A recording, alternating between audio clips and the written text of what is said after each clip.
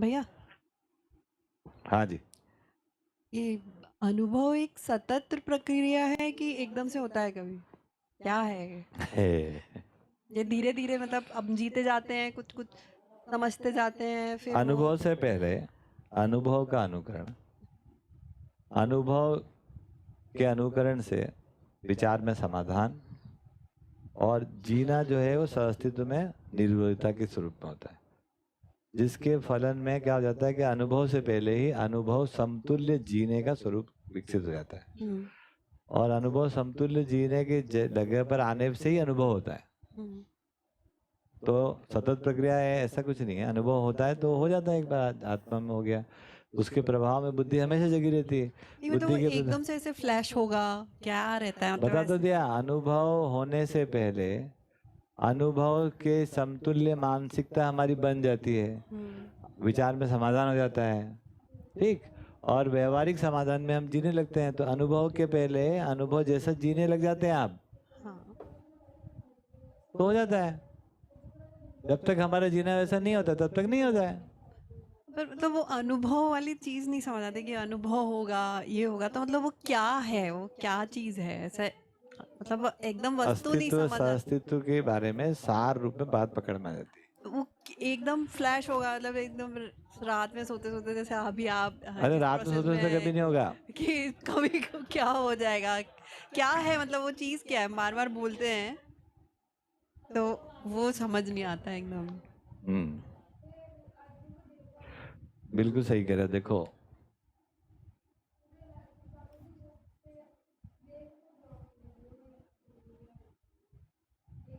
तो इनको अनुभव हो गया। क्या चीज होती है अनुभव? ये अस्तित्व जो है सह-अस्तित्व है। अस्तित्व है। हुँ, ये बात तुमको समझ में। समझ में आ गई। हुँ, अस्तित्व हो गया, ठीक है। हुँ, क्या है? मैं और यह मतलब व्यापक, ये दोनों साथ साथ है। ये कहाँ होता है? ये आत्मा में घटित होता है। आत्मा इसको साक्षी हो जाती है, आत्मा इसको विटनेस करती है, ठीक है, कि मैं आत्मा, यह व्यापक, हम साथ साथ है। ये ऊर्जा है, मैं क्रिया हूं। इसका सार है आत्मा। अनुभव क्या है? ये हमेशा सार है, क्रक्स है। क्रक्स, समझते हैं क्रक्स क्या होता है? सार। पूरी छाछ करने के बाद जो सार बना वो ऐसा। अब अनुभव का जो प्रभाव है वो बुद्धि में पड़ता है। तो ये जो अनुशासित है, ये प्रमाण, साक्षी ही प्रमाण है। ये प्रमाण जो है वह बुद्धि में गया तो बुद्धि जागी, बुद्धि जागृत हो गई। बुद्धि जागृत होने पे क्या हुआ? अस्तित्व सहअस्तित्व रूपी व्यवस्था है। अब क्या है ये व्यवस्था है। अब व्यवस्था है तो, है ना, ये उपयोगिता और पूरकता यहाँ पर समझ में आई। तो जब आप उपयोगिता पूरकता समझ लेते हो, है ना, और एक से अनेक इकाइयां हैं, ठीक। ये उपयोगिता पूरकता विधि से सारा का सारा व्यवस्था का ढांचा खांचा है। ये बात बुद्धि में समझ में आई। तो इससे क्या निकल गया, है ना, व्यवस्था का बोध हो गया हमको। क्या हो गया? बोध हो गया। और अब इसको पूरा ही समझ लेंगे हम धीरे धीरे। और ये व्यवस्था निरंतर है, तो निरंतरता का भी बोध हो, व्यवस्था के रूप में निरंतरता, इसलिए उसको कहा संकल्प हो गया। ठीक हो गया। अब जागी हुई बुद्धि में क्या हुआ? बुद्धि के प्रभाव में वृत्ति काम कर रही है। वृत्ति क्या काम कर रही है ना? वृत्ति काम कर रही है कि विश्लेषण कर रही हो, तुलन और विश्लेषण करती है ना। तो विश्लेषण में क्या क्रिया होगी कि ये व्यवस्था पूर्वक अस्तित्व में सहअस्तित्व पूर्वक हम कैसे जी सकते हैं? तो सहअस्तित्व पूर्वक जीने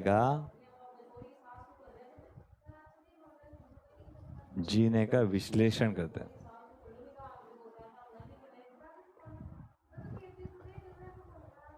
ये सहअस्तित्व पूर्वक जीने का विश्लेषण होता है।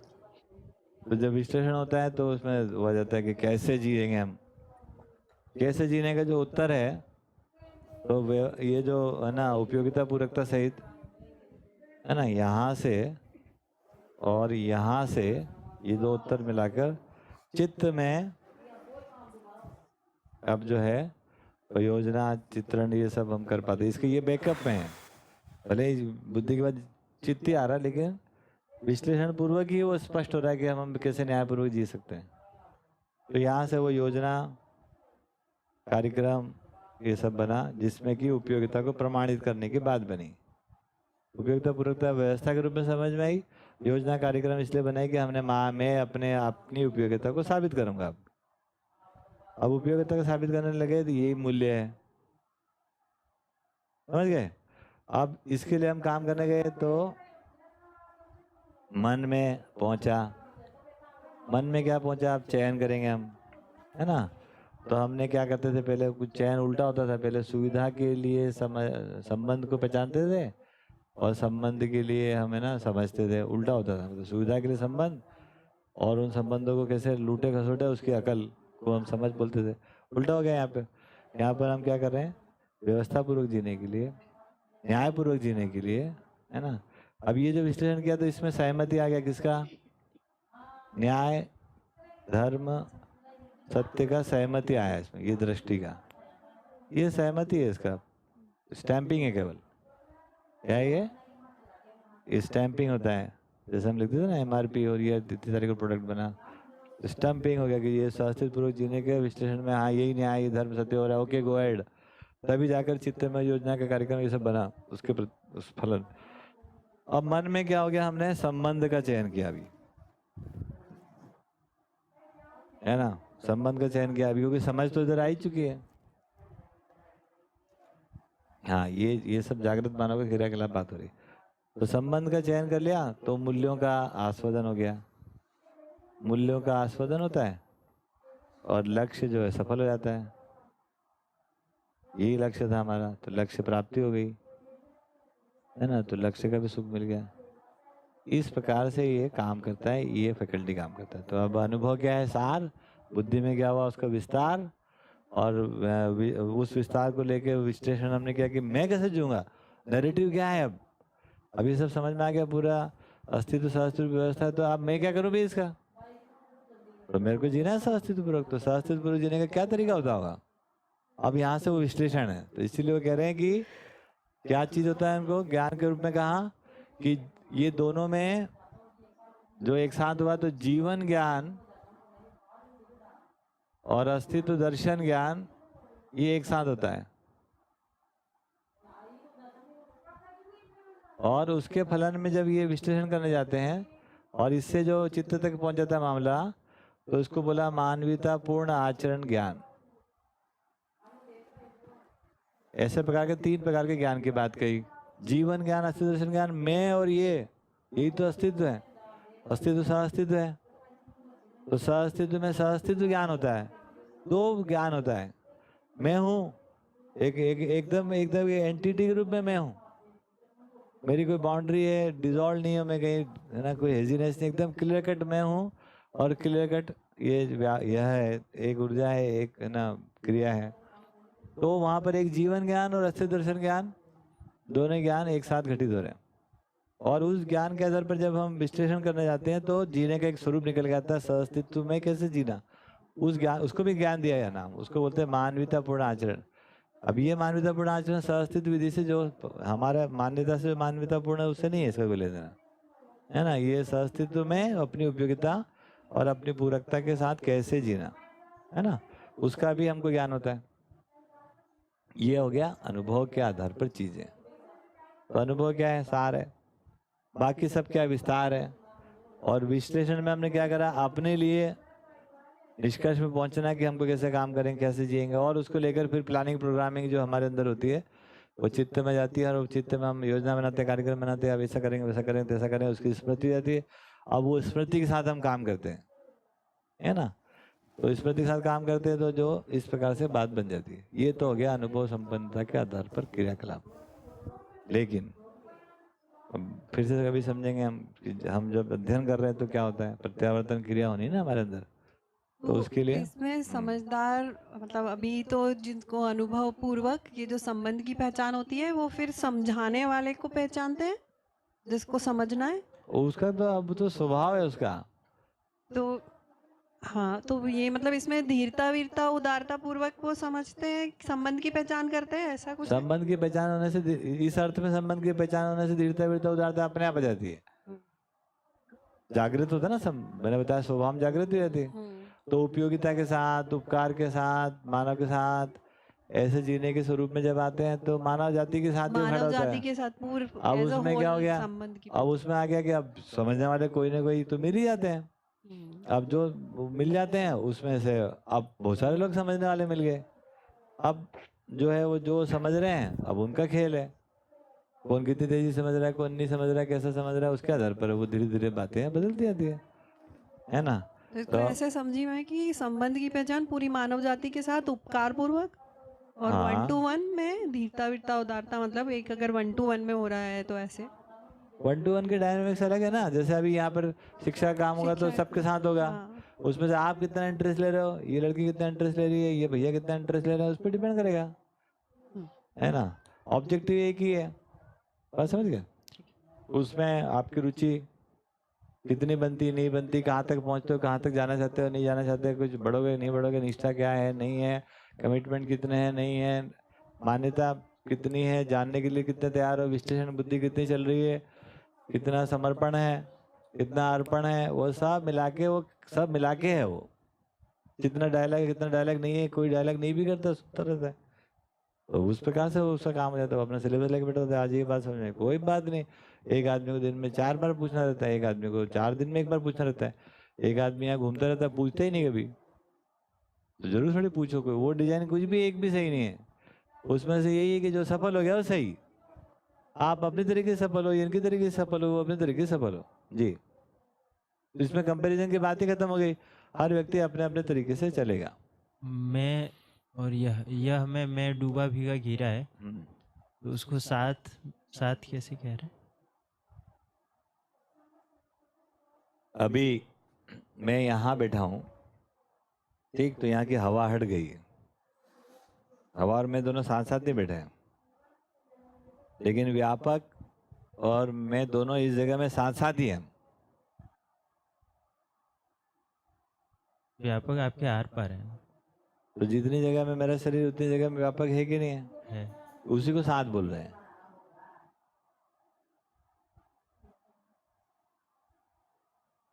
है ना। धरती जो प्रकृति जहाँ पर नहीं है वहां पर भी व्यापक है, प्रकृति जहाँ पर है वहां पर भी व्यापक है। प्रकृति और व्यापक एक दूसरे को डिस्प्लेस नहीं कर रहे, तो इसी को बोलते हैं साथ साथ होना। तो साथ साथ का सार क्या है, परमाणु जो है व्यापक में डूबा भीगा गिरा है। सोचो क्या लेवल की बात है। अभी इसमें पानी डालते हैं, ये पानी भरा हुआ है तो हवा निकल गई इसकी, समझ गई। पानी पी जाएंगे तो हवा घुस जाएगी इसमें। तो प्रकृति जहां पर होती है वहां दूसरी प्रकृति नहीं हो पाती है, डिस्प्लेसमेंट है इसमें, विस्थापन। लेकिन व्यापक जहां पर है वहां पर भी प्रकृति है, विदाउट एनी संघर्ष, कोई उसमें दबाव नहीं है, कोई प्रभाव नहीं, कोई आवेश नहीं है ना। तो दोनों आराम से रह रहे हो, इसी को कह रहे हैं सहअस्तित्व, सार रूपी। अब फिर जो है प्रकृति प्रकृति के साथ सहअस्तित्व में है, लेकिन वो एक अच्छी निश्चित दूरी में है, वहां पर कोई दूरी ही नहीं है। तो अनुभव पूर्वक मैं और यह में कोई दूरी नहीं है, तो मैं जहां हूं वहीं है, जहां ये वहीं हूं मैं, मेरी अपनी सीमा ये असीम है, ठीक। ये ऊर्जा रूपी बात है, पकड़ में आ गई, अनुभव में आ गई। ऊर्जा का अनुभव होता है, क्रिया का अध्ययन करते हैं हम, ठीक है। तो ये बात समझ में आई। अब वापिस लौट कर जो बात चालू हुई थी वो, उसके लिए मैंने ये बात बता दी, अब दोबारा लौट के वापिस बात करते हैं हम। तो यहाँ तक पहुंचा, शब्द शब्द समूह, परिभाषा, अर्थ, व्यवस्था, भागीदारी। व्यवस्था में भागीदारी जो है ना, ये हमारी आंख खुलती है, इसको बोलते हैं, ये ऐसा देखने का तरीका, ये परसेप्शन क्लैरिटी बोलते हैं हम। यहाँ पर हमारा परसेप्शन सही हो गया है, मतलब दृष्टि उदय हो गई। इसको बोलते हैं सहअस्तित्ववादी दृष्टि हो गई। कौन सी दृष्टि हो गई हमारी? न्याय की दृष्टि, धर्म की दृष्टि, सत्य की दृष्टि। तो एक नाम देंगे तो सहअस्तित्ववादी दृष्टि। सहअस्तित्ववादी दृष्टि उदय हो गई तो हम व्यवस्था में भागीदारी को देख पाते हैं। अब व्यवस्था में भागीदारी को देख पाते हैं तो क्या होता है? अब हम व्यवस्था में भागीदार होते हैं। देखने मात्र से, देखना बराबर समझना। जो चीज हमने देख ली, समझ में आ गई, वो हम जी लेते हैं, सिंपल। तो इस प्रकार से व्यवस्था में भागीदारी हो गई।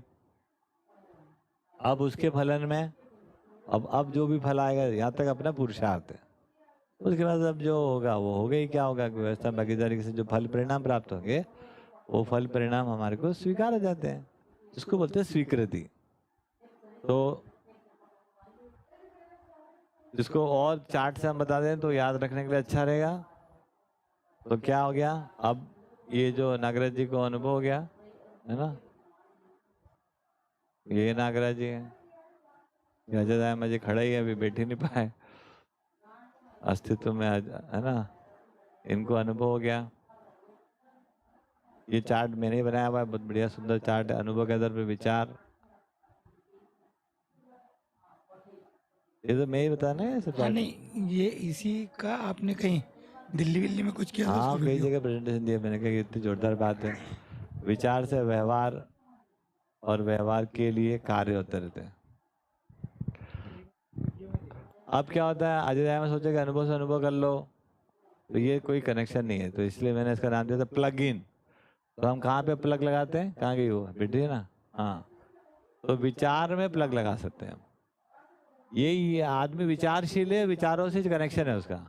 अनुभव सार है, वो विचार में विस्तार है उसका। अब ये जो विचार से विचार का कार्यक्रम है, इसका नाम है शिक्षा। तो एजुकेशन के थ्रू क्या होता है? सहअस्तित्ववादी विचार को पढ़ाया जा सकता है। अच्छा, इनको क्या था? अनुभव में है ना, वो तृप्ति है, विचार में समाधान है। ठीक, अनुभव में तो हम कह रहे आनंद है, परमानंद है। ठीक, अब हम शिक्षा विधि से विचार में समाधान, ये कॉमन बात है। अभी थोड़ी देर पहले हमने बात करी थी कि व्यवहार में प्रमाणित होते हैं, तो विचार का प्रमाण व्यवहार में होता है। ये आदमी व्यवहार में प्रमाणित रहते हैं, है ना। तो अब हमारे पास डबल चेक है कि हम भी एक व्यवहार करते हैं, हमको कुछ चीज़ समझ में आई उससे करते हैं, और ये भी देखा रहता है कि ये व्यवहार कैसे करते हैं, तो डबल चेक हो गया। ऐसे डबल चेक से हम अपने व्यवहार को देखते हैं, है ना। तो व्यवहार में जब हम निर्वृत हो जाते हैं तो ये जो समाधान हो जाता है ना, ये वैचारिक समाधान था, ये व्यवहारिक हो गया। और व्यवहारिक समाधान हो गया, उसका क्या मतलब हुआ? मानव जाति से अपना विरोध घट गया, खत्म हो गया, उसको बोला न्याय हो गया, है ना। अब आया कार्य। अब ये किसी व्यवहार के लिए कार्य होता रहता है। हम भी इसको भी देखे रहते हैं, इसको भी देखे रहते हैं। अभी कार्य, हम भी कुछ कार्य करते हैं व्यवहार के लिए। इस प्रकार से अब यहाँ पर जो है वो व्यवस्था हो जाती है। कौन सी व्यवस्था है? अभी है कार्य विधि से व्यवस्था, है ना। तो यहाँ पर नियम की बात आ जाती है। तो एक बार एक जगह पर नियम प्रमाणित, एक जगह पर न्याय प्रमाणित, यहाँ पर समाधान, और यहाँ पर अब इसके फलन में यहाँ पर अनुभव होता है। ये सब हो जाने के बाद समाधान, न्याय और नियम पूर्वक जीने के फलन में अनुभव, इसके अलावा कोई कार्यक्रम नहीं। तो ये पूरे बात में, ये प्रेजेंटेशन से बात बदली है पूरे हिंदुस्तान में, दुनिया में, कि भाई साहब विचार से प्लग करो, उसका अनुकरण करो, व्यवहार कार्य में एक रूपता लाओ, और वही अभ्यास है, और उसके फलन में अनुभव है। ऐसे बैठे बैठे कोई स्पार्क हो गया, हमको अनुभव हो जाएगा। एक दिन पहले तक हम कुछ भी काम कर रहे होंगे, दूसरे दिन हमको अनुभव हो जाएगा। ये सब नहीं होता। यहाँ पे अध्ययन विधि से है ना, क्रम से होने वाली बात है। तो क्रम यही है कि शिक्षा में से इसको बिठाते हैं। तो अब ये जो बात है अस्तित्व को, ये कैसे देख रहे हैं, ये बता रहे हैं अपने को। Now he is having that ability कि वो परफेक्ट शब्द को भाषा से बता पा रहे हैं। वो परिभाषा उन्होंने सटीक कर दी, तो यहाँ से ट्रांसफर के लिए भाषा परिभाषा आ गई। तो अपन ये समझ रहे हैं कि जीवन में जो बड़ी क्रियाकलाप, यहाँ से बात चालू हुई थी, एक मिनट, जीवन में क्रियाकलाप क्या है? वो स्पर्श से अधिक क्या है? शब्द, रूप, रस, गंध, ध्वनि, स्पर्श। अभी हम मानते हैं स्पर्श बड़ा है, फिर समझ में आया ध्वनि बड़ी चीज है। तो ध्वनि से हमारे कान में गया, कान से हमको भाषा बस्थाई, तो एक तरफ से वो सब जगह से है ना वो चेक एंड बैलेंस हो रहा है। पहले से हमको भाषा बस्थाई, उसका एक परिभाषा आ गया, तो पूर्व से भाषा बस वो भाषा के साथ परिभाषा आने से अब हमारी साक्षात्कार की तैयारी हो जाएगी। तो ये अर्थ स्पष्ट हो जाने साक्षात्कार है ना। तो इस प्रकार से अब व्यवस्था में भागीदारी और व्यवस्था में भागीदारी से साक्षात्कार या साक्षात्कार से व्यवस्था में भागीदारी, दोनों बातों को समझ लेते हैं। हाँ क्या बोल रहे हैं आप, बोलो।